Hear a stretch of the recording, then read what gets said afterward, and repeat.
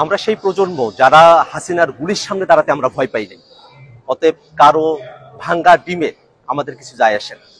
বরং এই ঘটনার মধ্য দিয়ে আবারও প্রমাণিত হয়েছে যে আওয়ামী লীগ একটি সন্ত্রাসী সংগঠন। আওয়ামী লীগ যে জন্মগতভাবে এবং প্রকৃতিগতভাবে সন্ত্রাসী সংগঠন, তারা সন্ত্রাস করবে, তারা বাংলাদেশের মানুষ যারা স্বাধীনতাকামী আছে, বাংলাদেশপন্থী মানুষেরা আছেন, যারা জুলাই অভ্যুত্থানের পক্ষে শক্তি আছেন, তাদের উপরে তারা হামলে পড়বে। এটাতে আমরা আর অবাক হই না, বরং আমরা মনে করি যে অন্তর্বর্তীকালীন সরকার এই দীর্ঘ সময়ে 1 বছর জুড়ে আওয়ামী লীগকে বিচারের আওতায় নিয়ে আসার যে প্রক্রিয়া সরকারের শুরু করার কথা ছিল, সেটা খুব সামান্য অগ্রসর হয়েছে। বান্ডেল থাকলে প্রতি সেনমানিতে টাকা বাঁচবে। বিকাশ সেনমানি বান্ডেল কিনে জিতুন প্রতি লেনদেনে। আওয়ামী লীগের যেসব সন্ত্রাসীরা বাংলাদেশ থেকে পালিয়ে এসেছে, তারা বিদেশের বিভিন্ন জায়গায় তারা এখনো সন্ত্রাসের শখ করছে। আমরা অন্তর্বর্তীকালীন সরকারের কাছে আহ্বান রাখবো, যারা দেশে এবং দেশের বাইরে আওয়ামী লীগ এবং তাদের দোসররা সন্ত্রাসের শখ করছে, তাদেরকে অতি দ্রুত বাংলাদেশে ফিরিয়ে নিয়ে গিয়ে তাদেরকে বিচারের আওতায় নিয়ে আসা হবে। এবং আমরা একটা কথা বারবার স্পষ্ট করে বলি, আজকে আমরা যখন নিউ ইয়র্কে এয়ারপোর্টে আমরা নেমেছি, আমরা দেখেছি আওয়ামী লীগের সন্ত্রাসীরা তারা যখন হুঙ্কার দিয়ে আসছিল, তারা যখন নানা অশ্রাব্য গালিগালাজ করছিল।